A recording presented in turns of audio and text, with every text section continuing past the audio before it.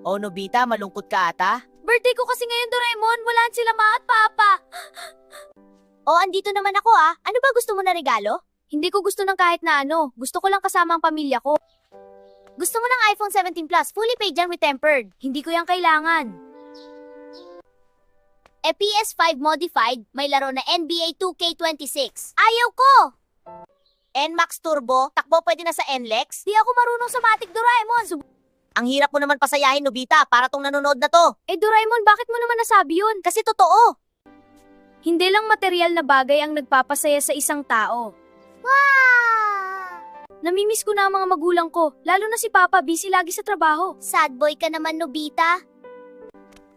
Doraemon at Nobita, andito na ako, pasensya na kayo at nabisi ako.